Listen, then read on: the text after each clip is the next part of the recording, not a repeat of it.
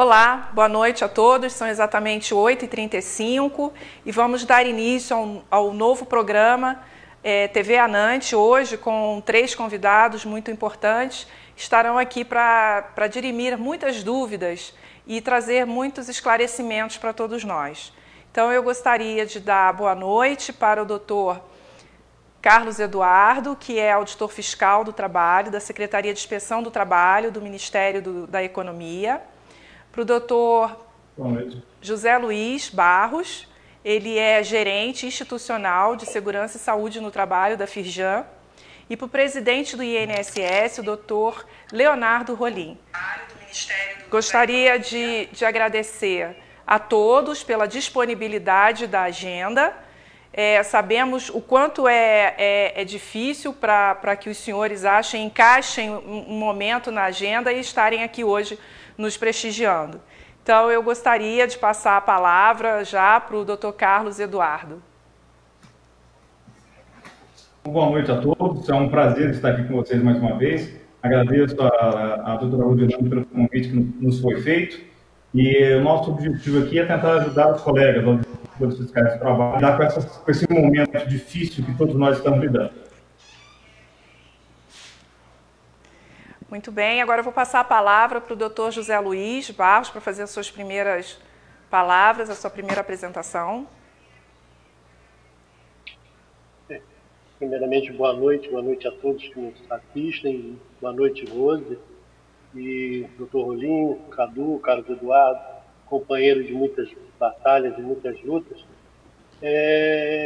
Aproveitando aqui, logo de início, agradecendo a Anante pela oportunidade de estarmos aqui nesse momento tão complicado para todas as empresas, para toda a sociedade, tendo a oportunidade aqui de trocar experiências e algumas dúvidas, aquelas que a gente consiga dirimir e aquelas que quem nos ouve, quem nos assiste, de repente pode nos ajudar a dirimir.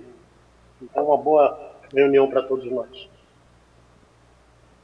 Agora eu gostaria de convidar, então, o doutor Leonardo Rolim para fazer a sua primeira apresentação. Bom, boa noite, prazer estar aqui com vocês para a gente discutir nesse momento importante em que há muitas dúvidas, né? E buscarmos esclarecer e debater no melhor nível. Bom, nós estamos vivenciando um estado de emergência, um estado de calamidade e tivemos que mudar muito das nossas rotinas e isso não seria diferente com os médicos do trabalho frente à atenção à saúde do trabalhador. Então, nós sabemos que houve uma mudança, houve a publicação da portaria 900, da medida provisória, 927, outras portarias também do Ministério da Saúde que tornaram não obrigatório a realização dos exames ocupacionais. Tudo isso que foi modificado tem um objetivo principal de diminuir o fluxo de pessoas, de respeitar a orientação da OMS, do Ministério da Saúde, de todas as autoridades sanitárias, para que possamos respeitar o isolamento dentro daquelas possibilidades. Existem, claro, atividades que são atividades essenciais e que a gente não vai poder ficar em casa, no isolamento, mas tem vários regramentos que nos foram impostos. A Associação Nacional de Medicina do Trabalho editou 4 recomendações e uma nota técnica conjunta que assinou o Conselho Federal de Medicina, a Associação Médica Brasileira e a própria Anante. Tudo isso fundamentado em conceitos técnicos e também respeitando as determinações das autoridades sanitárias e a legislação vigente. Então, com isso, os médicos ainda perguntam, eu fico também à disposição. Nós criamos um canal dentro da Anante, que é o covid@anante.org.br, para que os médicos encaminhem as suas dúvidas.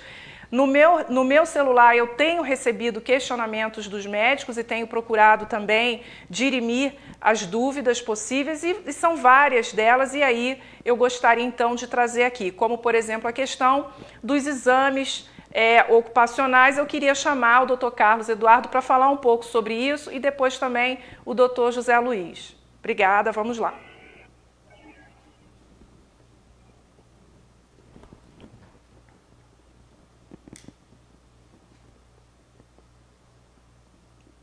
Acho que faltou o som do Carlos Eduardo. Desculpa, fui eu que tinha. Mas, retomando então, logo que nós iniciamos nesse quadro de calamidade, a Subsecretaria de Inspeção do Trabalho se reuniu para tentar determinar quais as medidas seriam necessárias da nossa parte.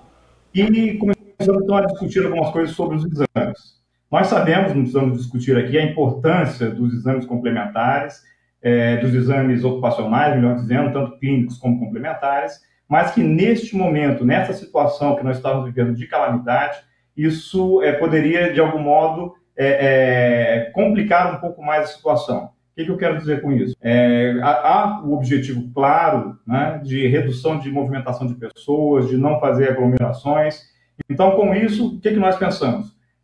Seria possível fazer um adiamento de alguns exames. Principalmente os exames, os admissionais, os periódicos, eles poderiam ser postergados, né, em alguns casos. E aí começamos a discutir dentro da subsecretaria quais seriam essas situações. Foi um texto criado por muitas mãos, né, essa parte da medida provisória, especificamente do artigo 15. Então, nós entendemos que os exames ocupacionais poderiam ser todos realizados após se passar esse momento de crise, de calamidade que nós estamos vivendo. O objetivo disso, como eu já disse, é evitar a aglomeração de trabalhadores, evitar circulação e, inclusive, protegendo, inclusive, os próprios profissionais de saúde das clínicas, né? A única exceção para isso é o exame demissional, porque o exame demissional ele não poderia ser feito posterior, ele não poderia ser repetido, ou melhor dizendo, ele não poderia ser feito... Não está nos ouvindo. Eu vou retomar, então, para o José Luiz. Perdemos... Oi, caiu a linha. E você ouviu que a minha pergunta? Eu vou repetir, então. Eu ouvi até a parte de que a profissional médica tinha alguma resistência com relação à suspensão, é isso? Não, era a profissional, a engenheira de segurança, que é a chefe do SESMIT. O médico do trabalho fez as orientações e, mesmo assim, ela insistiu em manter os admissionais e o atendimento dos outros profissionais já da unidade hospitalar. E aí eu queria saber de você um pouco sobre essa temática, que você nos esclarecesse um pouco mais em relação até o que está acontecendo nas empresas também. Então, deixa eu começar pelo ponto que o Cadu colocou. Por que a medida provisória trouxe, né, o Cadu já deixou mais ou menos esclarecido, o exame demissional ainda como uma necessidade de ser realizado. Porque é por uma questão legal. Eu não posso obrigar que o trabalhador se submeta a um exame ocupacional se ele não é mais empregado da empresa. Então não tem sentido, depois que passado o período de calamidade, eu convocar o trabalhador, né, na situação que não mais empregado, para se submeter ao exame. A lei, ele não estaria mais com essa obrigação por força de lei. Então, por isso essa condição. E por que o exame admissional não entrou? Né? Também foi bem discutido à época.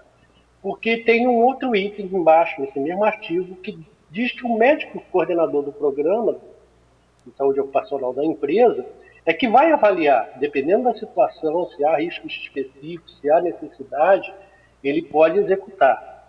E aí, com relação ao que você está colocando, também a gente recebeu assim, lá pela federação muitas consultas de empresas, porque a medida provisória ela traz no seu texto a situação de estar suspenso a obrigação da realização dos exames, né? Está suspenso os exames.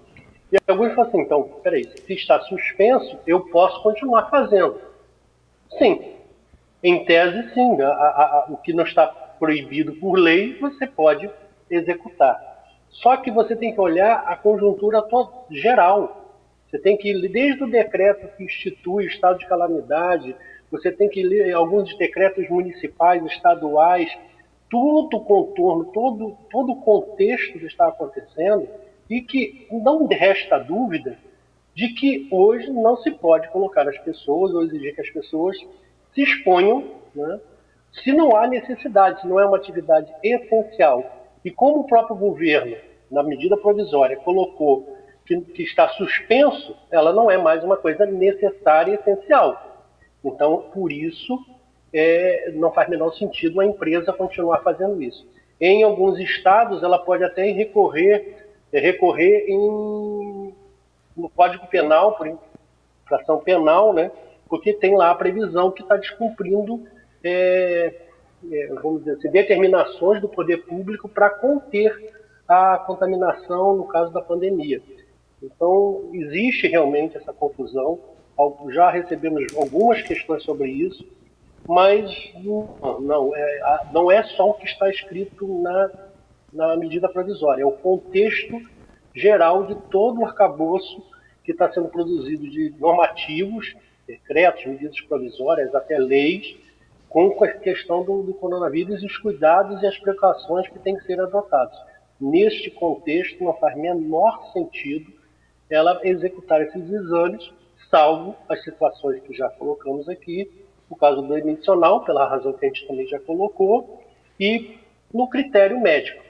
O médico avaliando, verificando que há necessidade, ele vai fazer lá o exame, pode ser o admissional, ou até o retorno periódico talvez nem tanto, mas ou um retorno ao trabalho, ou um admissional, principalmente para aquelas atividades, vai fazer atividade hiperbárica, atividade em altura, ou espaço confinado, e então talvez não possa colocar o trabalhador em situação que ele não foi avaliado para saber se ele tem condições de trabalhar naquele tipo de ambiente. Então, não sei se eu respondi, mas realmente está tendo essa dúvida sim.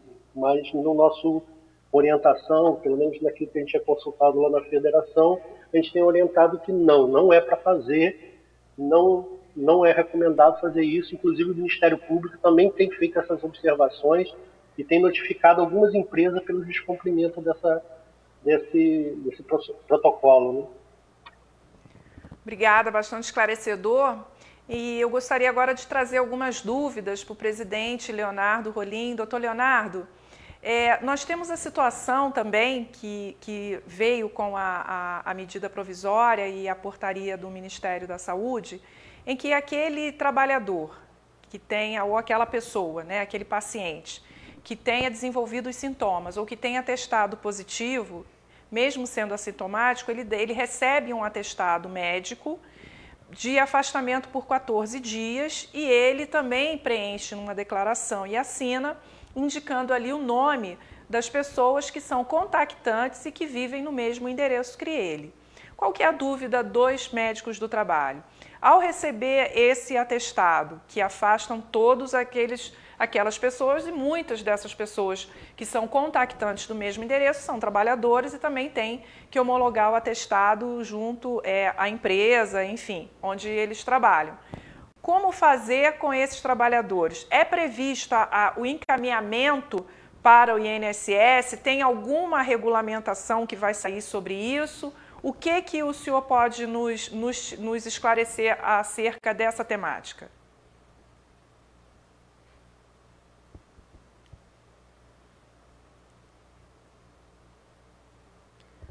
O som do doutor Leonardo não está saindo. Desculpa, eu tinha desligado aqui. Tá certo. Bom, em primeiro lugar, não há nenhuma normatização específica sobre isso. Deve sair uma norma nos próximos dias, com a aprovação do projeto pelo Congresso, referente à empresa ela se compensar da contribuição previdenciária por esses dias, esses 14 dias, que eventualmente o trabalhador que esteja com Covid-19, ele fique sob a responsabilidade da empresa. Mas em relação ao INSS, não, com os 14 dias não figura tempo para auxílio-doença, e mesmo que configurasse, no caso, uma situação é aquela pessoa que está com a doença, outra é aquela pessoa que está apenas em isolamento.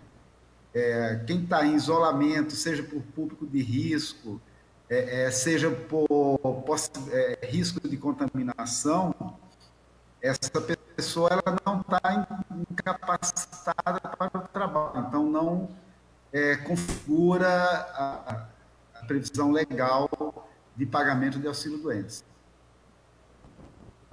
Perfeitamente. Então, apenas se algum desses contactantes, por exemplo, vier a desenvolver a doença e eles necessitem de um atestado maior do que 15 dias, então eles podem ser encaminhados diretamente para o INSS, contando o tempo em que ficaram em isolamento. A gente pode contar esse tempo, computar esse tempo em que eles ficaram em isolamento, resguardados por terem tido contato com um paciente com Covid ou que testou positivo, e se nesse interregno de 14 dias eles desenvolverem os sintomas, a gente pode encaminhar direto para o INSS, doutor Rolim?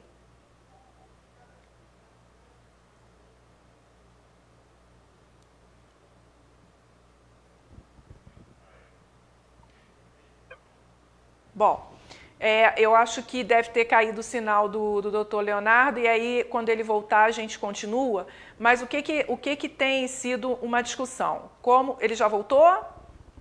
Doutor Leonardo? Para mim está normal, você está me ouvindo? Perfeitamente. Então, o que eu estava falando é que o que importa para efeitos do auxílio-doença é o início da motivação do afastamento, ou seja, do início da doença. Então, o atestado médico ele vai informar qual a data de início da incapacidade. Nesse momento não está acontecendo a perícia, porque até por proteção do nosso público, que em geral as agências não estão abertas a público, então o ato tem que ser encaminhado pelo aplicativo, na primeira mão apenas a conformidade do atestado, e apenas no futuro é que será feito a perícia. Certo.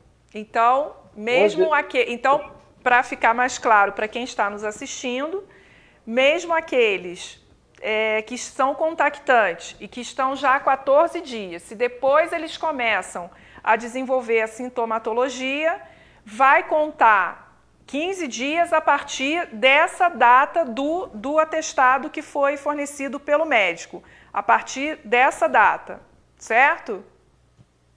Exatamente, isso mesmo. Entendido. Então, aqueles trabalhadores que fazem parte do grupo de risco e que estão afastados das suas atividades, então, o que os médicos do trabalho têm discutido tem sido analisada a possibilidade de férias, tem sido analisada a possibilidade do home office para aqueles que têm uma atividade que permite a realização dessas atividades em home office, e aqueles que não podem realizar em casa as suas atividades, não foi possível mudança de função também para uma atividade viável para ser realizada em casa e que também não tem férias a cumprir, então ele fica em casa. O tempo de isolamento previsto pelas autoridades sanitárias, e isso fica realmente por conta da empresa, doutor Rolim? Olha, a empresa tem a possibilidade também de redução de jornada, conforme a medida provisória 927, né? Então, tem essa possibilidade também, e aí o governo paga uma parte da remuneração.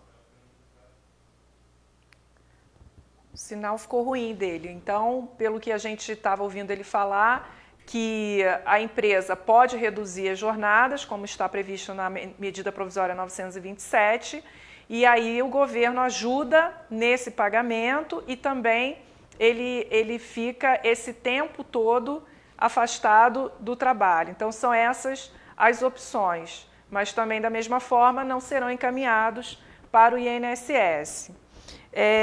Eu queria voltar agora com o doutor Cadu, o doutor Carlos Eduardo, desculpa, acabei chamando de Cadu pela informalidade da amizade, né, doutor Carlos?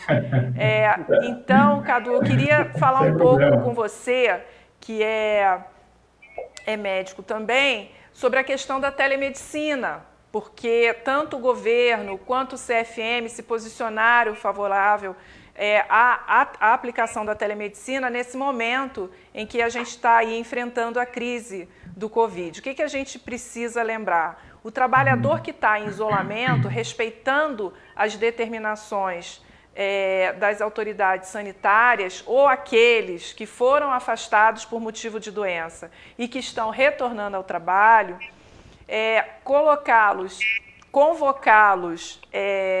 sempre para o exame presencial, vai colocá-los expostos, né, ao transporte público, enfim, a ter que ir até a unidade para fazer o seu exame.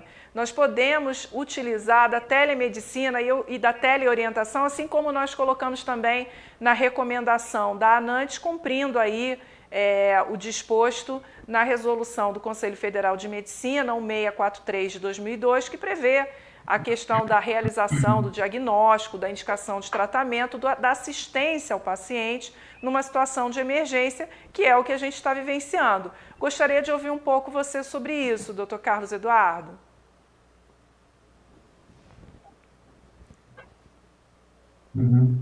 Sim.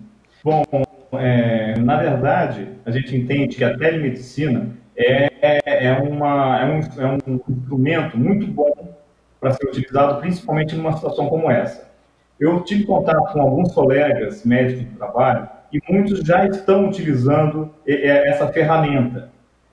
Alguns fazendo de maneira mais simplificada, por exemplo, encaminhando para o trabalhador já uma anamnese dirigida, para que o trabalhador já chegue com algumas ações, diminuindo o tempo de permanência dentro do ambulatório, e outros até querendo fazer a mais, já conseguindo fazer a identificação de algum outro encaminhamento que tenha que ser dado, mesmo antes de poder ir ao atendimento.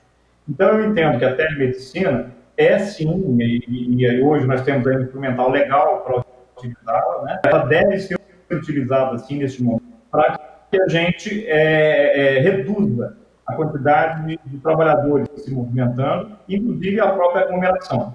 É importante a gente lembrar que essa questão hoje, a gente fala hoje de aglomeração, problema de isolamento social, isso é fundamental neste momento, mas haverá um segundo momento, né? Após passar a fase mais crítica com relação ao Covid, nós teremos fase secundária. Todos os países têm apresentado isso. Ou seja, após o pico inicial, novos picos aparecem. Então, para evitar esses outros picos de surgimento da doença, vai ser fundamental a gente utilizar a telemedicina.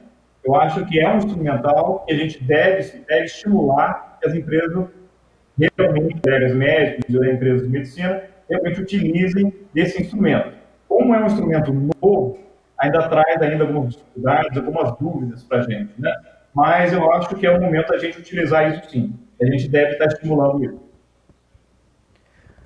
Perfeito, ótima colocação. Então é importante, alguns colegas trocaram algumas informações comigo, a gente tem discutido bastante nos grupos e até no privado também, e muitos colegas colocaram o telefone deles próprios à disposição da empresa dos trabalhadores, para que qualquer dúvida eles pudessem ligar para o médico do trabalho e sanar essas dúvidas. Isso é importante, porque às vezes é uma situação gripal, uma situação alérgica, o trabalhador fica, né, as pessoas estão muito assustadas, e o médico do trabalho, ele é aquele profissional que vai trazer segurança para os empregadores, alívio e segurança para os trabalhadores. Poder ter esse contato, essa orientação técnica correta, com conhecimento embasado na legislação vigente, é muito importante hoje. O médico do trabalho hoje, dentro da empresa, tem um papel primordial, porque em termos de saúde, em termos de orientações sanitárias, ele é o profissional que vai poder fazer toda essa orientação. Eu queria passar para o Carlos Eduardo já uma pergunta bastante interessante. Os colegas estão dizendo assim, tá, o grupo de risco tem que ficar afastado, mas quem faz parte desse grupo de risco? Eu quero lembrar que a ANANT tem também no site um espaço só para todas essas questões, todas as documentações para o Covid, recomendações de várias instituições e também da legislação. E é importante a gente sempre buscar os protocolos do Ministério da Saúde. E lá tem um quadro que mostra exatamente quem é que faz parte do grupo de risco. Mas o doutor Alfredo Bandeira Neto, e eu acho que também vai esclarecer a doutora Grace Kelly, o seguinte, ele fala assim, ó, para os médicos do trabalho que atuam diretamente no atendimento dos trabalhadores, está sendo muito difícil decidir quais trabalhadores devem ser afastados devido ao grupo de risco. Que devemos afastar os idosos com comorbidades, portadores de diabetes mellitus tipo 1, imunodeprimidos, portadores de lúpus, cardiopatas, pacientes com câncer, etc. Ok, a minha questão é, devemos afastar por este motivo, grupo de risco, ele esclarece, pacientes que são jovens, portadores de diabetes tipo 2 ou hipertensão controlados? Eu passo essa pergunta para o Dr. Carlos Eduardo. Os jovens, repetindo, portadores de diabetes tipo 2 e hipertensão controlados, Dr. Carlos Eduardo, esses também fazem parte daquele grupo de risco e devem ser afastados? Sim, esse ponto é um ponto bastante complicado, Rosilene, porque a gente sabe que a gente tem um percentual de trabalhadores hipertensos, né? Em alguns estudos, mais de 30% dos trabalhadores são hipertensos. Então, nós teremos muitos hipertensos entre os jovens, assim como também problemas pulmonares, DPOC, asma, bronquite. Então, temos que lidar com essas situações com muito cuidado, né? Os grupos principais, como o colega já citou, nós já sabemos, e esses têm uma prioridade.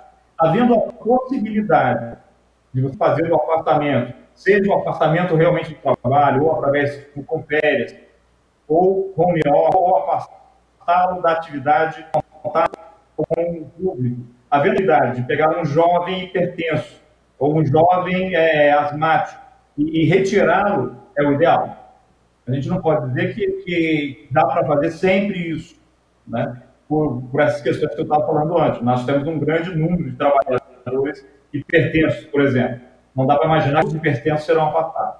Teremos que então fazer mais casos de prioridades, né? Aqueles já clássicos, como o colega disse, e podendo, sim, retirar esses outros, que nós sabemos que as comorbidades estão diretamente relacionadas com o insucesso, com o óbito. Inclusive, os jovens, que nós estamos tendo muitos casos de jovens aqui no Brasil, com uma evolução ruim, todos esses, ou pelo menos a maioria deles, tem uma dessas comorbidades. Então, quando nós pudermos afastar esse trabalhador, seria importante sim, mas com a prioridade para aqueles primeiros que nós já falamos. Certo, perfeitamente. E eu queria passar a pergunta da doutora Juliana Gouveia agora para o doutor José Luiz. Empresas que trabalham em serviços essenciais e que estão expostos a riscos, como, por exemplo, espaço confinado, exames complementares, como ficariam, doutor José Luiz? Porque também os exames complementares ficaram suspensos. Ficaram suspensos. Eu acho que ele deve ocorrer quando é o caso de admissão. Tudo bem que nós estamos num momento de crise e que as empresas estão tentando aí achar uma fórmula até para sobreviver, mas não podemos ignorar que ainda podem estar ocorrendo admissões, até porque em algumas atividades essenciais, talvez um reforço do contingente de trabalhadores seja necessário para desenvolver uma ou outra atividade. E aí, se essa contratação que pode estar ocorrendo for para o exercício de uma atividade como essa, espaço confinado ou altura, eu acho que aí a norma não, a medida provisória, ela foi muito sábia ao colocar que é uma avaliação do médico. O profissional médico responsável pelo programa de controle de saúde ocupacional da empresa vai verificar a situação, que se for o que a gente está comentando aqui, eu acho que não terá dúvida de exigir a realização do exame antes de liberá-lo para a atividade. Ele pode ser contratado, ele pode ser admitido. A norma diz, a NR7, no caso, a vigente e a posterior, é que ele não pode iniciar as suas atividades sem ter feito o exame admissional e observando essas questões. Até a nova redação da NR7, ela trouxe um pouco mais de destaque, né, a essa redação, aos profissionais para observar essas questões. O trabalho em altura, espaço confinado, hipertensão ou outra atividade que, porventura, requer, para ela ser iniciada, que seja uma avaliação do profissional médico. Então, neste caso, periódico, eu acho que não é essa situação. Eu postergar o periódico dele, vamos lá, que essa pandemia dure ainda mais aí, esperamos nós mais um mês, talvez 2. Logo após, a empresa terá 60 dias, encerrado o período de calamidade, para regularizar os seus periódicos. Não é esse retardo no exame periódico que vai trazer algum problema para o trabalhador ou uma situação de risco. Então, quer dizer, não, para o periódico não, no caso de admissional, nas situações que a gente colocou por avaliação médica, eu acho que sim, talvez tenha alguns exames que devam ser realizados. Eu queria aproveitar, Rose, já que você me passou a fala, com relação ao Dr. Rolim, na fala dele, ele comentou que está para sair um normativo com relação aos pontos que ele colocou. Já foi publicado hoje à tarde no Diário Oficial, edição extraordinária, é a Lei 13.982. Ela fala lá no artigo 4 algumas coisas com relação à perícia médica, né, a dispensa da perícia médica e como vai ser feito isso. E no artigo 5º ela diz como é que a empresa vai fazer o abatimento, né, a recuperação dos valores devidos para a questão lá do benefício. Então, ela pode, para o caso do coronavírus em específico, ela vai arcar com isso, mas ela vai depois poder descontar, ter a redução, né? Tem um termo que eles usaram lá, que agora eu não vou lembrar o nome, mas essa verba ele consegue abater junto ao INSS. Então, isso está nessa lei, que já está publicada, já está vigente, é a 13.982, publicada hoje no Diário Oficial, edição extraordinária da parte da tarde. Bem, obrigada. Zé Luiz, eu vou passar de volta a palavra para o doutor Leonardo Rolim, porque tinha caído o nosso sinal, porque ele estava justamente explicando sobre essa parte, como a lei foi publicada agora no final da tarde. A gente gostaria de voltar para ele. Ele fez um trabalho grande também nesse projeto de lei, que agora já virou lei. A gente queria ouvir um pouco o doutor Leonardo Rolim acerca dessa lei. Ok. Bom, em primeiro lugar, deve sair, talvez amanhã ou depois, já um decreto regulamentador em relação à compensação, né, desses 15 dias iniciais. Ela é compensada da contribuição previdenciária que a empresa paga, da mesma forma que ela compensa quando ela paga um salário maternidade, né, de uma funcionária sua. É a mesma lógica, ela paga o salário maternidade e compensa da contribuição previdenciária, vai ser a mesma lógica. Além disso, essa lei ela traz 2 outros pontos importantes. Um é em relação ao auxílio-doença. Então, como as agências estão sem atendimento a público nesse período, então todo o atendimento do INSS está sendo por um canal remoto. Seja pelo telefone 135 ou pelo aplicativo de celular Meu INSS. Esses instrumentos eles permitem requerer praticamente todos os benefícios previdenciários. As únicas exceções são aqueles que requerem perícia. que é basicamente o auxílio-doença, a aposentadoria por invalidez, como ela decorre de um afastamento por auxílio-doença, também não seria o caso nesse momento. O auxílio-doença ele pode ser prorrogado. E o outro é o BPC, o benefício de prestação continuada da pessoa com deficiência. Então, essa lei ela traz também um artigo sobre cada um desses dois pontos. Em relação ao auxílio-doença, aquele que já tinha sucedido e que o trabalhador estava pedindo uma prorrogação, ele será prorrogado de ofício pelo INSS. Essa norma deve estar sendo publicada provavelmente amanhã, eu já assinei, junto com o secretário especial, Bruno Bianco, sobre esse ponto. Agora, aquele que é uma inicial, ser feito forma. O doutor, ele recebe o atestado médico, ele lança o atestado médico no aplicativo do INSS. O perito médico, então, vai analisar a conformidade desse atestado. Não, obviamente, como ele não vai fazer uma perícia, ele não vai analisar se o afastamento é devido, ele vai analisar a conformidade. Estando o atestado de acordo, então, é concedida uma antecipação do auxílio-doença no valor de um salário mínimo. Posteriormente, por enquanto, a perícia está suspensa até o dia 30 de abril, se vai ser prorrogado esse prazo ou não. Então, participação no salário mínimo, volta a funcionar, feita uma perícia por não perícia, essa antecipação vai ser... Agora uma pergunta para o Dr. Carlos Eduardo e vou pedir também para ele, se ele tiver alguma consideração acerca da pergunta anterior, que ele fique à vontade.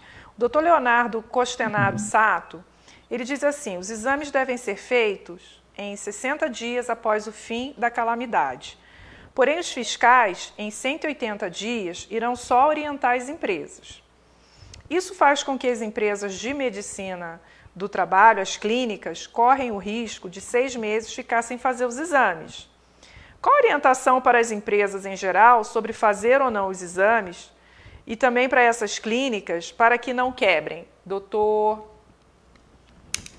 Carlos Eduardo. Ouviu? Sim. Eu vou sobre essa pergunta específica. Eu vou falar específico essa pergunta que foi feita, depois eu vou retomar um pouquinho sobre o que o Zé Luiz falou anteriormente. Em relação à realização de exames, a gente tem que levar em consideração o seguinte: a medida provisória ela tem força de lei. Portanto, aquela empresa que não fizer os exames dentro de 60 dias, ela estará descumprindo a lei. E posteriormente, numa eventual fiscalização, ser verificado. Por que não foi feito dentro desse prazo permitido, estabelecido pela medida provisória? Então, se naquele momento não vai haver uma fiscalização do ponto de vista punitivo de autuação naquele momento, isso vai ser no futuro considerado. Então, não confundir o que é uma lei, e a lei já determina isso, e, inclusive, não só o Ministério do Trabalho, o Ministério Público também pode intervir nessa situação. Tá? Então, fica muito claro que tem que ser feita, o exame tem que ser feito dentro desse prazo de 60 dias. Não pode ser superior. Tá? E a fiscalização, ela vai sim, ela local, ela pode até, se for o caso, orientar, olha, não está sendo feito, tem que ser feito o exame. E se posteriormente a gente identificar numa fiscalização que não foi feito dentro do prazo, a empresa vai ser autuada sim. Então, eu não vejo muito esse problema, não. Eu acredito como mas eu gostaria de retomar um pouquinho que foi levantado pelo José Luiz anteriormente, que é o seguinte: quando na medida provisória colocamos que o médico do coordenador do PCMSO pode avaliar a situação e informar a empresa a necessidade de fazer um dos exames, nós quisemos com isso, inclusive, fortalecer a imagem, a função do médico coordenador do PCMSO. Ele, que é o conhecedor do ambiente do trabalho, é o conhecedor da força de trabalho que tem ali, e com os conhecimentos dele de medicina, ele vai poder dizer, não, para essa atividade eu preciso de tal exame. E essa situação é real. Você, para liberar, de repente, um operador de uma máquina complicada, complexa, com muitos riscos, talvez você precise de algum exame específico. E o médico do trabalho tem essa possibilidade de definir isso. Tá? Então, eu acho que esse instrumento do médico, coordenador do PCMSO, determinar isso, tem que ser usado com muita sabedoria, não é para ser usado de forma leviana, ou seja, não, eu acho que todo mundo precisa. Não. Isso tem que ser muito bem justificado para cada caso, para cada situação. E eu faço até uma extensão disso, que também são os treinamentos, porque a questão dos exames é tratada no artigo 15º. E no artigo 16º, nós tratamos dos treinamentos.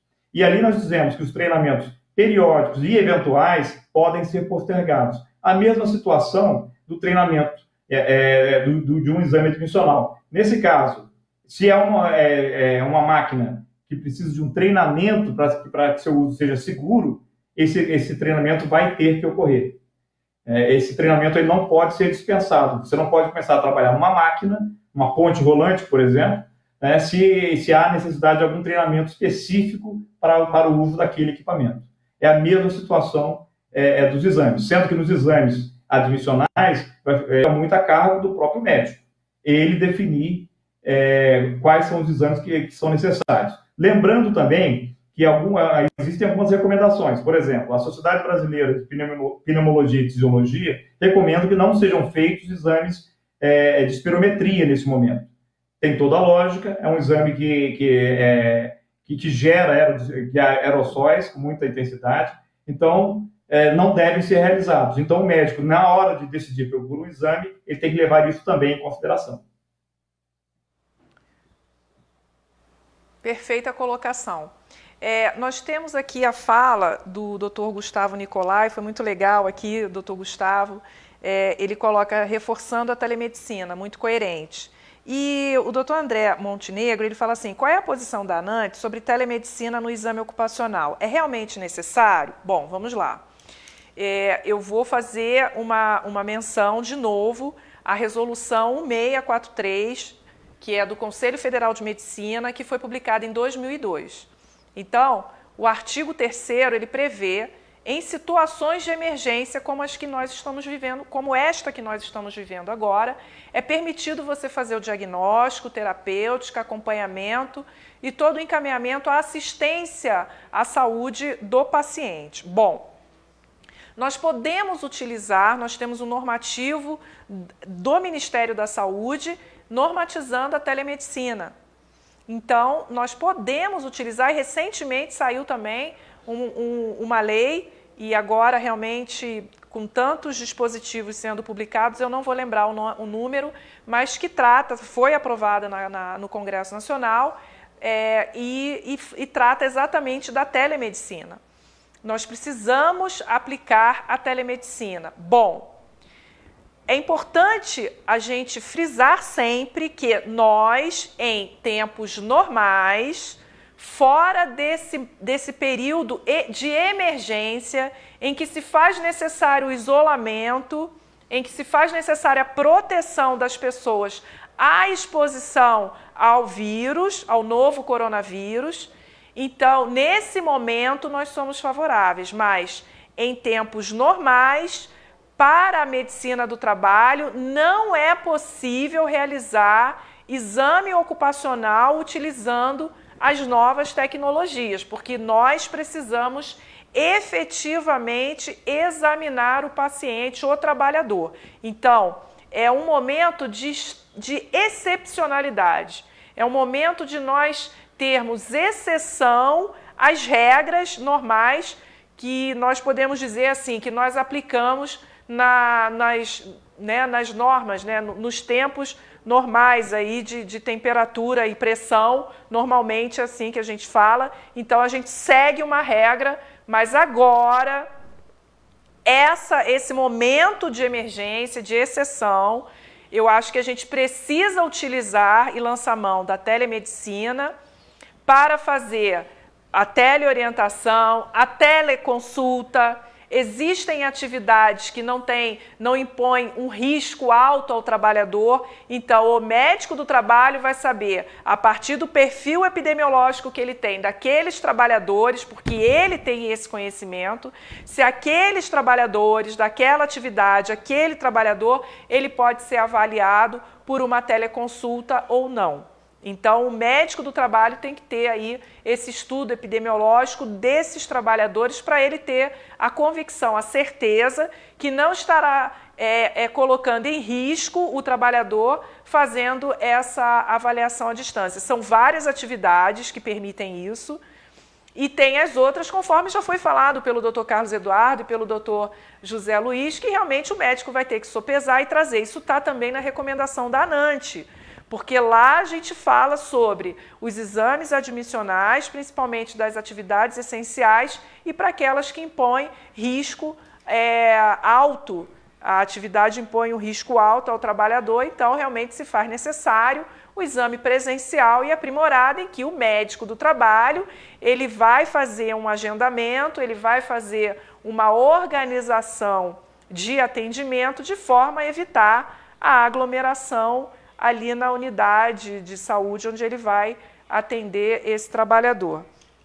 Então eu quis enfatizar bem essa questão da telemedicina para que quando sair esse período de calamidade a gente não ouça ninguém falando em fazer exame ocupacional por telemedicina. Dr. Carlos Eduardo, quer falar um pouco sobre isso, sobre a telemedicina? Por acaso, se alguma clínica realizar os exames ocupacionais utilizando a telemedicina após os 60 dias, quando a fiscalização passar, será aceita pela fiscalização esse exame, doutor Carlos Eduardo? Eu acho que você pontuou de maneira muito interessante, Rosilane, que estamos vivendo uma situação de calamidade, é uma situação emergencial, onde algumas medidas são feitas, mas que não devem ser utilizadas na própria fiscalização.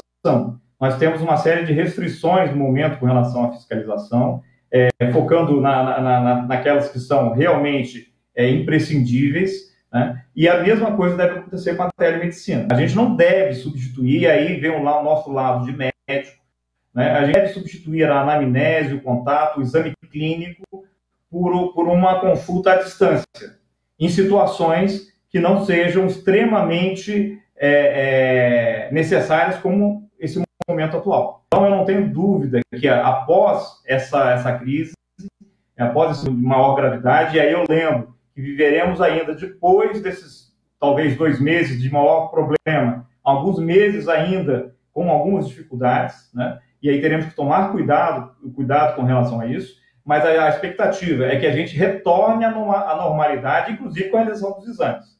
Os exames devem ser feitos de modo presencial, né? Só mesmo situações de urgência que nós devemos usar esse tipo de instrumento, que é a telemedicina.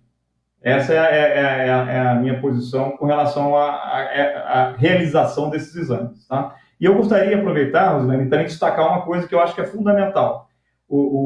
Nós temos que nos preocupar com muito cuidado, a gente tem que pensar muito no profissional de medicina. Nós sabemos que a experiência fora do Brasil, de 10% a 12% dos pacientes com Covid são da área de saúde. E os profissionais da área de saúde, também da área de saúde ocupacional, também vão estar envolvidos com isso. Então, nós temos que ter muito cuidado com o nosso colega, com o nosso médico, o pessoal da enfermagem, que lida com essa situação. Então, tudo isso tem que ser muito bem pensado com relação aos atendimentos. Mas, com relação à telemedicina, eu concordo com você. Nós não vamos substituir a consulta por telemedicina no futuro. Isso não é o que a gente pensa que deve ocorrer no futuro. Carlos Eduardo, e mais uma vez eu quero ser enfática. A ANANT, ela segue todos os protocolos, todas as determinações das autoridades, segue a legislação vigente, então a telemedicina está vigente, o estado de emergência é a nossa realidade atual, mas numa situação de excepcionalidade, a gente entende que pode ser aplicada a telemedicina para o exame do trabalhador.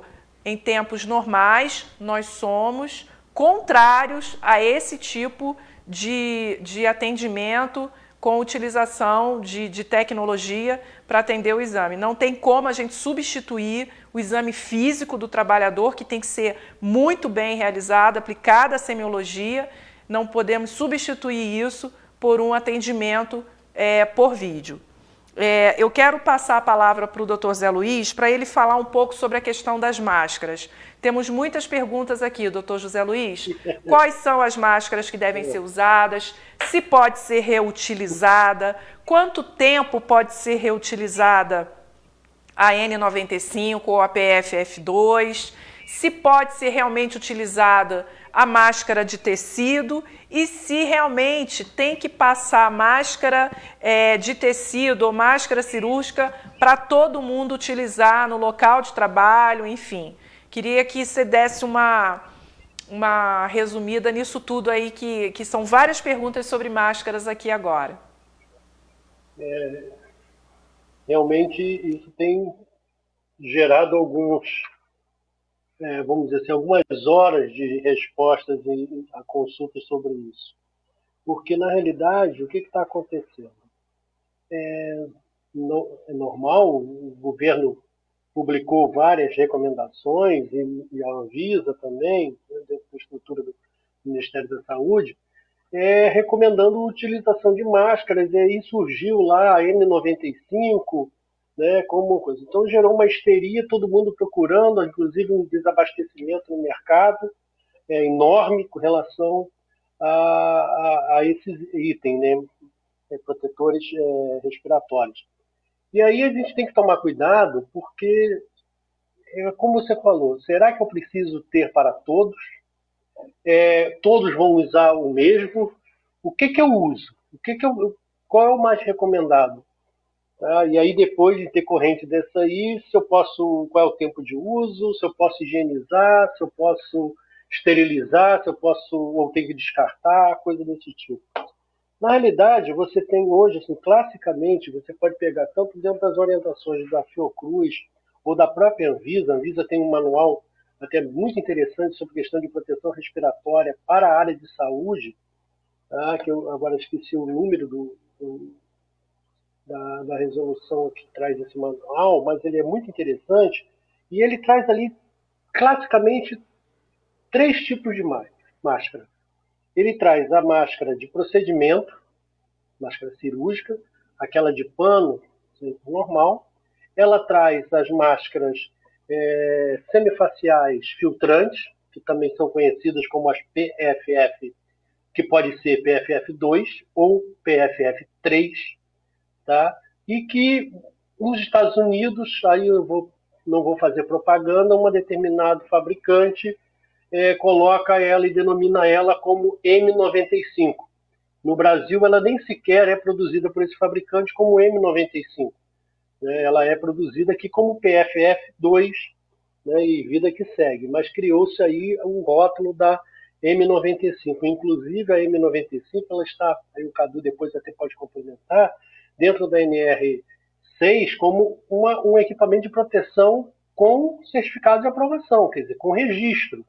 Ele está dentro do rol dos EPIs que são cobrados pelo Ministério do Trabalho, pelo Ministério da Economia, pela Secretaria de Trabalho. Então, e a N95, essas que são importadas, elas não passam por esse processo de certificação, que hoje necessariamente o CA não é mais emitido pela Secretaria do Trabalho, mas existe todo um processo de certificação de produto, né, que deve ser observado.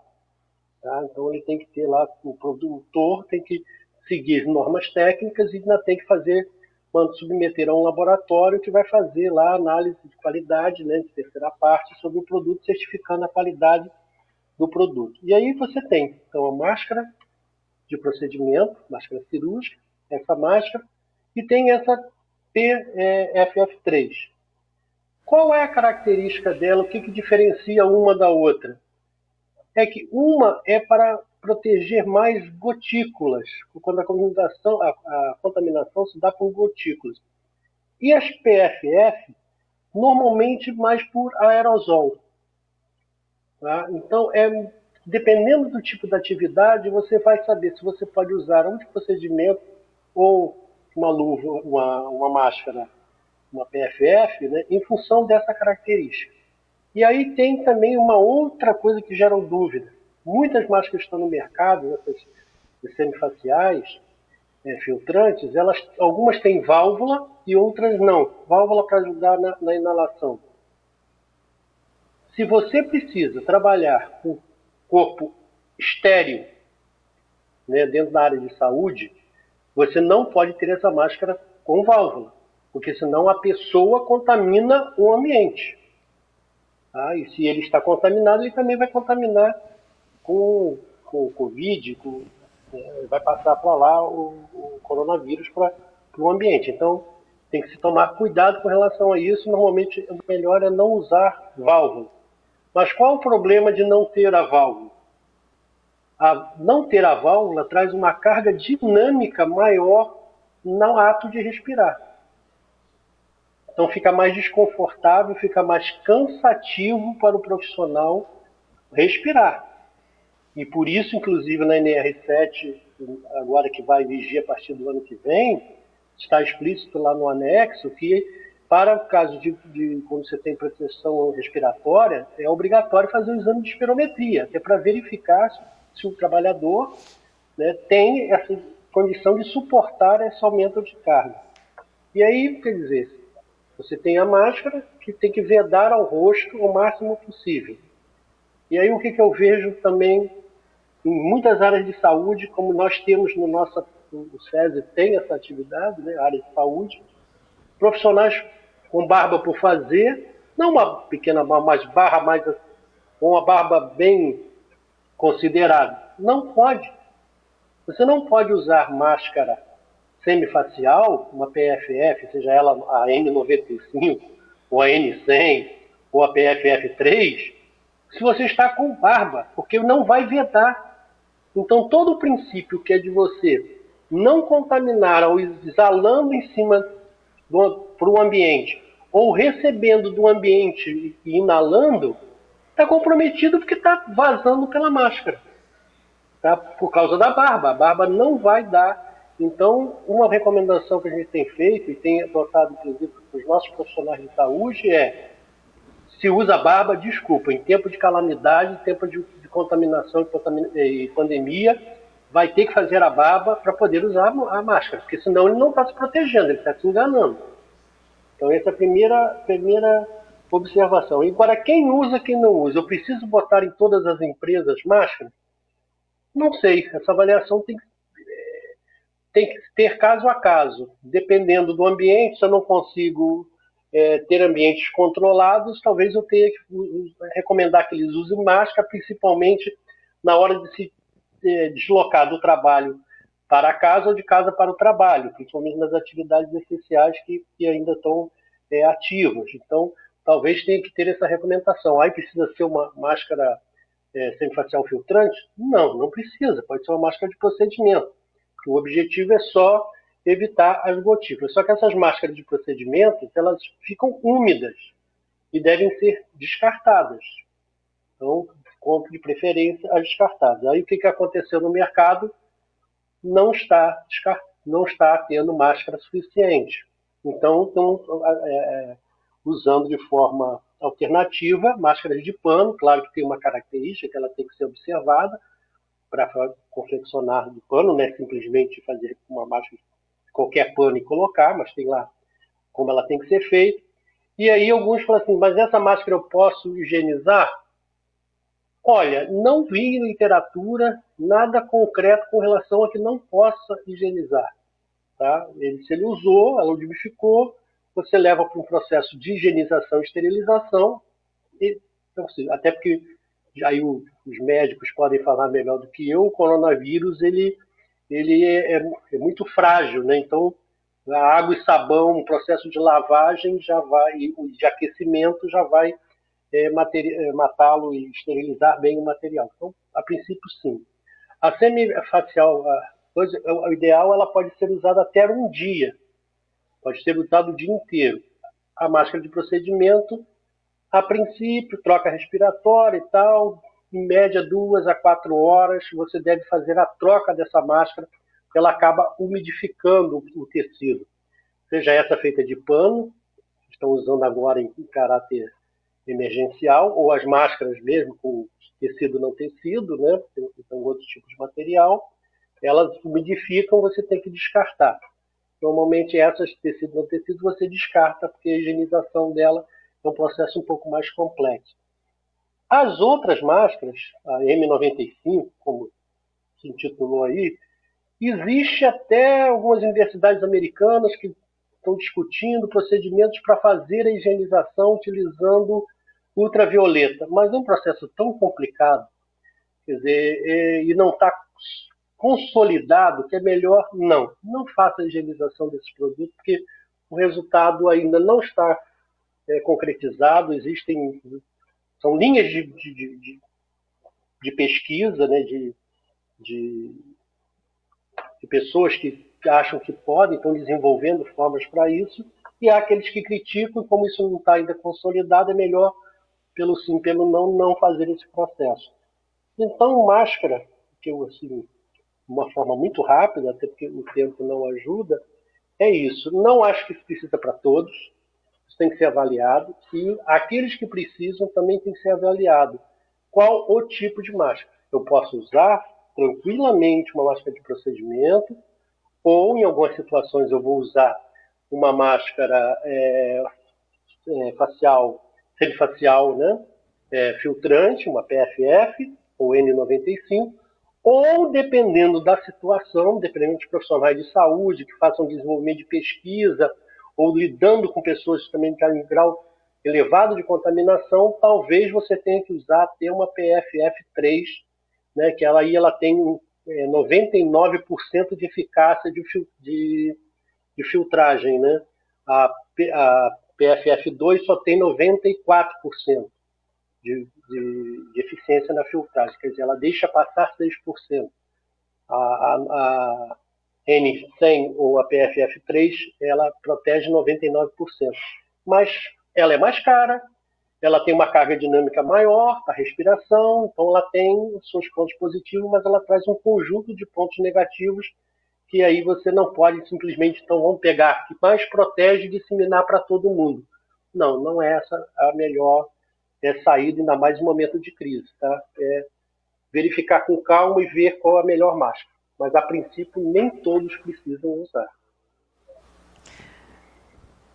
Nós vamos fazer um break rapidinho, a gente já volta só para rodar algumas publicações nossas na ANANT.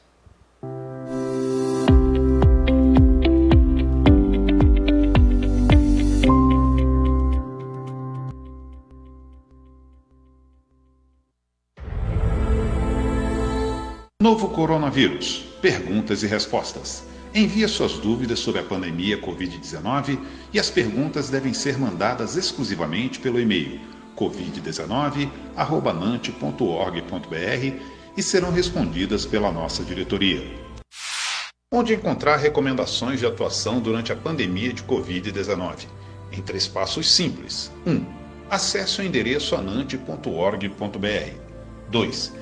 Clique na vitrine rotatória dedicada aos documentos. 3. Pronto, você já está no lugar certo. Os arquivos estão categorizados entre as recomendações ANANT Covid-19 e Ministério da Saúde. A ANANT publicou nota técnica conjunta da Associação Nacional de Medicina do Trabalho, Associação Médica Brasileira e Conselho Federal de Medicina, no dia 29 de março de 2020, da suspensão de exigências administrativas em segurança e saúde no trabalho. Consulte o nosso site www.anant.org.br. A ANANT publicou o informativo jurídico número 02/2020, ementa a portaria número 467/20, que versa sobre a telemedicina em caráter excepcional e temporário epidemia de Covid-19. Consulte o nosso site www.anant.org.br.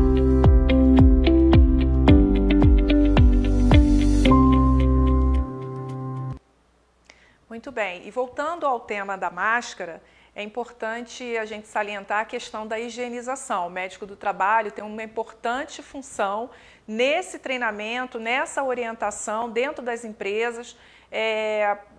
Temos isso já descrito na nossa recomendação. E é muito importante ter os dispositivos, né, os lavabos, os dispensers com sabão. Por que isso? Porque a película, né, a membrana do vírus, ela é lipídica, então ela se quebra com o sabão, com todas as substâncias que quebram essas moléculas lipídicas. E é por isso que é importante, mais importante para a população do que usar máscara, é ter esse reforço da higiene. Bom, voltando à questão do isolamento, por que a gente está debatendo tanto sobre não fazer os exames, sobre não gerar aglomerações, sobre respeitar as orientações das autoridades sanitárias? Pelo risco que nós estamos do crescimento da curva exponencial da transmissão do SARS-CoV-2, e é por isso todo esse trabalho. Eu revi aqui várias perguntas, muitos colegas entraram depois que o doutor Leonardo Rolim falou, e estão aqui perguntando o que faz com o grupo de risco, se encaminha para o INSS, se não encaminha. Não é para encaminhar para o INSS. E quanto tempo essas pessoas do grupo de risco vão ficar afastadas? Eu queria passar essa pergunta para o doutor Carlos Eduardo.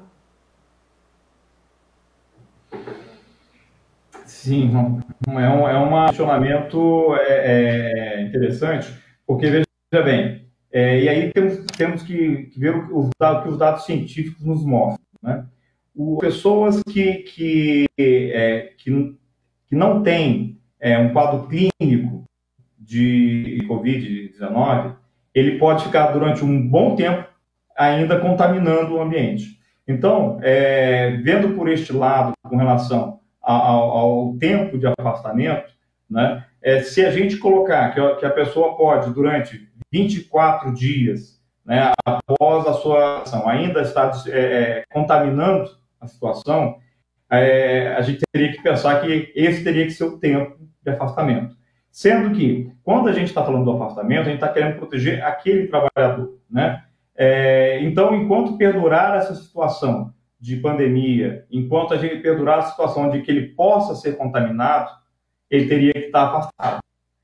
Esse seria realmente o tempo necessário de afastamento, né? Mas é muito importante a gente ficar atento que essa doença é uma doença nova, tem muita coisa surgindo a cada dia de conhecimento sobre isso, e novas recomendações podem ser feitas.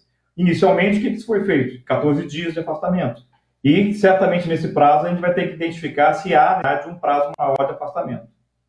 E os trabalhadores realmente sejam afastados, como eu estava dizendo inicialmente, por ter apresentado um quadro gripal, né?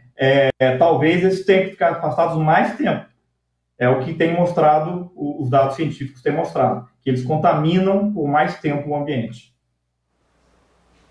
Perfeitamente. E o outro médico está falando aqui, que eu li a pergunta, é o Sato também, é o doutor, eu me lembro do sobrenome dele. Ele pergunta para o doutor Leonardo Rolim sobre a questão do limbo previdenciário, como que vai poder fazer, já que eu entendo que está com essa questão de marcação, de perícia, e também quando o trabalhador tiver alta do INSS, como que vai se dar esse retorno dele para o trabalho, se ele não se sentir ainda apto, doutor Leonardo?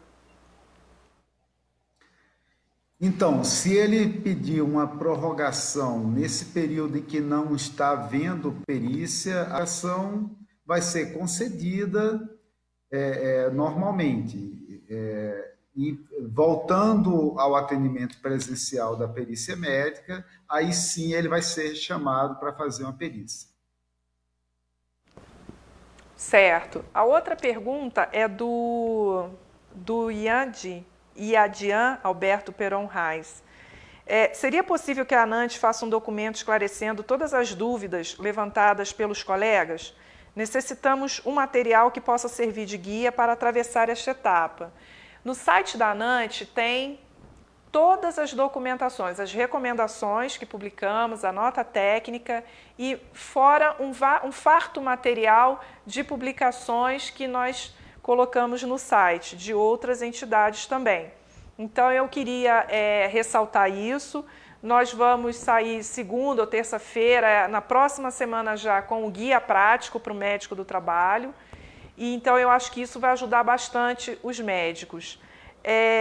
Eu queria passar para as considerações finais de todos, para irmos já nos encaminhando para o final, mas eu queria reforçar que o médico do trabalho, aqui a gente está falando, eu estou vendo uma pergunta aqui sobre dúvidas na realização de alguns exames ainda. O médico do trabalho tem essa prerrogativa de indicar um exame numa situação que é importante ou que tem risco para aquele trabalhador. O médico do trabalho ele vai poder fazer esse exame presencial, inclusive solicitar algum exame complementar que seja necessário. Agora, em relação aos exames demissionais, houve uma pergunta aqui, se os exames, o último exame ocupacional foi feito há mais de 180 dias, aqui é a pergunta também do Iadian Alberto, então tem que ser realizado o exame demissional. Eu queria pedir para passar a palavra para o doutor Carlos Eduardo, para ele fazer as considerações finais. Sim, Rosilane, eu gostaria só de fazer uma colocação bem rápida, por causa do nosso tempo, com relação a máscaras, como o Zé Luiz já fez uma bela explanação. Basicamente, a gente considera dois tipos de máscaras, as máscaras cirúrgicas e as máscaras PFF2 ou N95. A máscara cirúrgica ela não é um EPI, equipamento de proteção individual, como nós classificamos, as outras sim. Mas eu gostaria de destacar um ponto que eu considero muito importante. Mesmo para os profissionais de saúde que estão lidando diretamente com esses pacientes, a máscara PFF2 ou N95 ela só é indicada durante a realização de procedimentos que geram aerossóis. Portanto, tipo intubação orotraqueal ou ventilação com ambu, ou aspiração, coleta de suave.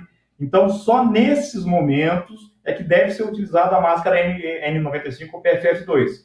Então, a gente tem que ter muito cuidado nessa indicação, porque esse material está faltando no mundo inteiro. E ele está sendo, essa máscara ela é descartável, mas ela está sendo reutilizada no mundo inteiro. E elas recomendam até que elas sejam utilizadas durante 5 dias pelo mesmo trabalhador, né, é óbvio, mas assim, a gente tem que tomar muito cuidado com essa indicação. Não devemos indicar de forma leviana o uso de PFF2 para todos os trabalhadores, por exemplo. Nem mesmo trabalhadores do próprio hospital, porque não há máscara suficiente para isso. Então a gente tem que tomar cuidado com essa indicação. Na maioria dos casos vai estar indicada a máscara cirúrgica, a máscara simples, tá? E a questão de você esterilizá-la, o problema não é matar o vírus, você vai conseguir destruir o vírus. A questão na N95 ou na PFF2, você destruir, dependendo de como você faz a esterilização, destruir o material filtrante. E aí ela deixa de dar a proteção necessária, né? Bom, para terminar, eu gostaria só de agradecer mais uma vez a ANANT pelo convite que nos foi feito e me coloco à disposição sempre para participar de algum evento que seja necessário. Como eu disse anteriormente, isso está mudando a cada dia e recomendações novas são feitas a cada momento. Então, a gente vai precisar manter esse contato muito próximo e, com certeza, trabalhando juntos, nós vamos conseguir vencer essa fase crítica que nós estamos vivendo. Obrigado a todos e agradeço também aos colegas. Agora eu gostaria de ouvir as considerações finais do Dr. José Luiz. Primeiro, agradecer ao Cadu aí, eu posso subir o Cadu pelo complemento, porque embora eu tenha falado de aerosóis, mas eu não dei o destaque que tão bem você colocou aí, importante ter feito. Agora, que eu posso falar nesse momento aqui? Dias muito difíceis, muito complicados. Eu acho que ainda o cenário, nós estamos no início de um processo, esse processo ainda não está longe de estar assim consolidado, chegar no seu ápice. Nós vamos, como o Mandetta fala, nós estamos subindo ainda a montanha, espero que não seja um Everest, e então muita coisa ainda está por vir. Então eu acho que nesse momento a gente tem que ter muita racionalidade, muita calma. O Cadu chamou a atenção um ponto muito importante, que às vezes uma informação mal dada leva a um desabastecimento.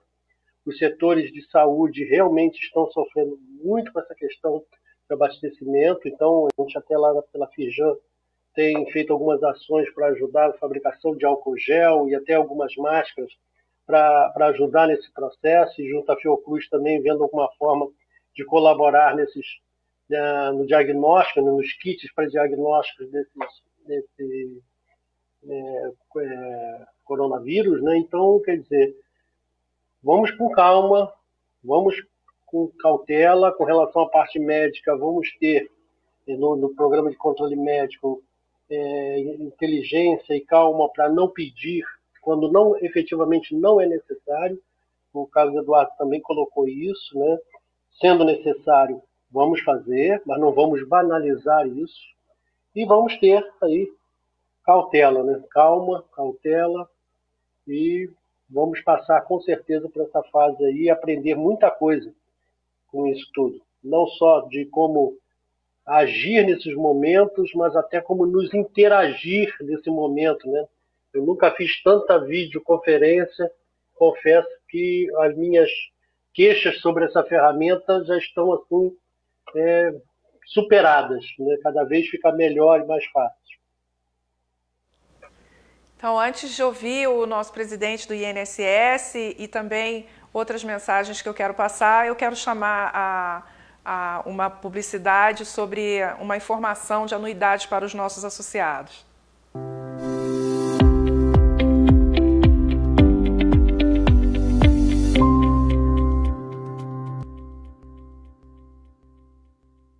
Pague a anuidade 2020 da ANANT, parcele em até 5 vezes no seu cartão e tenha acesso aos benefícios dos associados.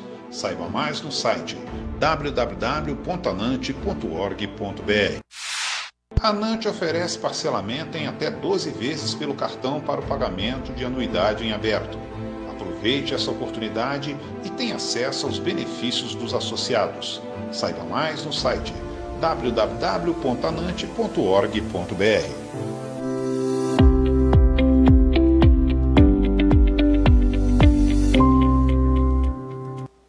Doutor Leonardo, as suas considerações, por favor. Bom, primeiro agradecer o convite. Aqui para mim foi mais uma aula, né? Aprendi muito com os colegas. Dizer que o INSS está se esforçando o máximo que pode para atender os brasileiros nesse momento. Estamos com toda a equipe trabalhando, a maior parte deles nas suas residências. Esse é um momento de todos nos cuidarmos e nos esforçarmos para superar, fazer com que isso seja superado o mais rápido possível. E dentro em breve tudo isso vai passar e a vida segue, e o momento é de nos unirmos. Obrigado. Agora chegou algumas outras perguntas que já foram discutidas e debatidas aqui durante o programa, então eu queria convidar a quem não assistiu o programa inteiro e que já entrou mais para o final. Esse vídeo ele fica gravado, então é possível assistir em outros momentos, os outros programas já passados também, como o último programa que nós tivemos aqui com o Dr. Clóvis, o presidente da Sociedade Brasileira de Infecto, tivemos com o Dr. José Badini, que é o diretor científico da Sociedade Brasileira de Pneumo, e também com o Dr. Ricardo Pacheco, que é o presidente da Abrecht. Então foi um programa também muito rico e é importante que os médicos do trabalho acessem para poder obterem mais informações. Em relação ao colaborador, a Ana Paula Almeida pergunta: que retornará ao trabalho sem ter passado pela perícia do INSS, ele pode apenas apresentar uma carta de próprio punho, considerando-se apto? Não. O que acontecia antes da crise é que também ele poderia trazer para o médico do trabalho um atestado, uma declaração do médico assistente dando alta para ele. Então, isso é que era o que nós acatávamos e é o que a gente deve acatar hoje. Se tiver alguma dificuldade com a perícia, se ele tiver alta do médico assistente dele, a gente pode acatar. Nós estamos, então, no final do nosso programa. Como bem falou o Dr. Carlos Eduardo, é muito dinâmico, é uma doença nova, nós estamos vivendo um momento de grande excepcionalidade. O médico do trabalho, eu fico repetindo o tempo inteiro, é uma peça-chave importante para a empresa, para o trabalhador. Há muito a ser feito dentro das clínicas de segurança e saúde no trabalho, tem muito a ser feito dentro da empresa. O médico precisa o tempo inteiro dominar o conteúdo das normas que estão sendo publicadas, também passar o seu conhecimento técnico, uma linguagem fácil, clara, objetiva para os gestores, para que eles entendam que o médico do trabalho pode organizar a nova forma de atendimento, de trabalho, sugerindo ali, orientando os rodízios, orientando a jornada, o horário de uso do refeitório, enfim, o home office, colocar o seu telefone à disposição do trabalhador, da empresa, fazer todos esses contatos, estar sempre entrando, pode encaminhar sempre as suas dúvidas para a ANANT. Nós estamos ao dispor, estamos trabalhando, como disse aí o Zé Luiz, são várias as reuniões por videoconferência, é muito trabalho o dia inteiro, pelo menos aí umas 12 horas de trabalho para todos nós que estamos aí um pouco mais à frente no enfrentamento dessa crise, como a ANANT também tem assessorado o Ministério da Saúde, tem assessorado vários outros ministérios que têm nos buscado para fazer as orientações técnicas que a ANANT pode colaborar nesse momento de crise. Então, estejam certos os médicos do trabalho, que a ANANT está junto, nós estamos trabalhando sempre com as recomendações, com as orientações. Esses programas são muito importantes e logo nós faremos também os podcasts que serão narrados, o médico do trabalho vai poder ouvir em qualquer situação, ou depois ele pode ler no site, em PDF, tudo isso vai ficar muito bem resumido. Eu quero agradecer demais o Dr. Leonardo Rolim, que tem tido dias também muito pesados, assim como o Dr. Carlos Eduardo e o Dr. José Luiz. Os dias estão muito tensos, muito cansativos, mas nós não poderíamos deixar de estar aqui hoje para levar informação aos médicos do trabalho. Muito obrigada, Dr. Leonardo Rolim, muito obrigada, Dr. Carlos Eduardo, e muito obrigada, Dr. José Luiz. Contem com a ANANT sempre e contem com os médicos do trabalho, porque estamos todos juntos. Nós estamos passando uma fase difícil, sabemos que vamos enfrentar uma fase ainda mais difícil em algumas semanas, mas nós vamos superar todos juntos da melhor forma possível. Boa noite a todos e até o próximo programa.